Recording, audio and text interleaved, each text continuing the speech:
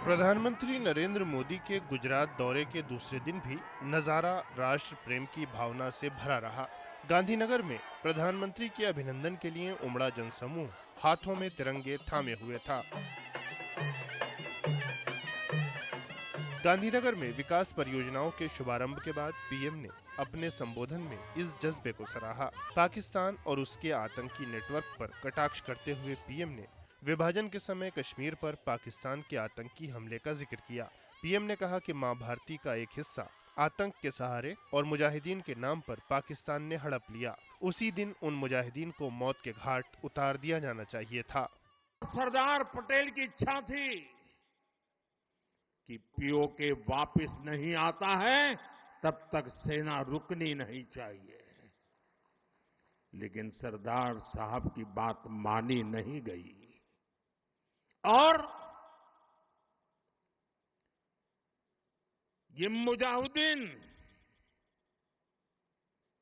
जो लहू चख गए थे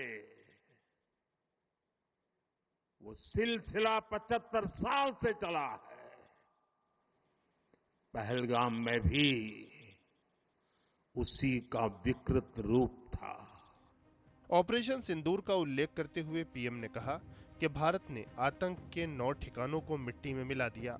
इस बार कैमरे की सारी व्यवस्था रखी ताकि घर में कोई सबूत न मांगे। इस बार सबूत खुद पाकिस्तान दे रहा है। पीएम ने कहा कि आतंकवादियों को पाकिस्तान में मिला राजकीय सम्मान उसे बेनकाब करने के लिए काफी है। उस जनाजे को स्टेट ऑनर दिया गया पाकिस्तान में, उनके कॉफिन पे पाकिस्तान के झंडे लगाए गए, उनकी सेना ने उनको सैल्यूट दी। ये सिद्ध करता है कि आतंकवादी गतिविधि ये प्रॉक्सी वॉर नहीं है, ये आपकी सोची समझी युद्ध की रणनीति है। आप वॉर ही कर रहे हैं तो उसका जवाब भी वैसे ही मिलेगा। पीएम ने कहा कि सिंधु जल समझौते के प्रावधानों में देश के हितों का ध्यान नहीं रखा गया। इसमें जम्मू कश्मीर की नदियों पर बने डैम की सफाई तक पर रोक का प्रावधान रख दिया गया, जिससे इन बांधों की क्षमता धीरे धीरे कम होती गई। अभी तो हमने कहा है कि हमने इसको एबेंस में रखा है, वहां पसीना छूट रहा है और हमने डैम थोड़े खोल करके सफाई शुरू की। जो कूड़ा कचरा था वो निकाल रहे हैं, इतने से वहां फ्लड आ जाता है। पीएम ने 2014 के बाद देश के 11वीं से चौथी सबसे बड़ी अर्थव्यवस्था बनने का जिक्र किया। पीएम ने कहा कि अब तीसरी आर्थिक महाशक्ति बनने के लिए देशवासियों को केवल भारत में बने उत्पादों के ही प्रयोग का संकल्प लेना होगा। हमें अपनी ब्रांड पे गर्व होना चाहिए, मेड इन इंडिया पर गर्व होना चाहिए।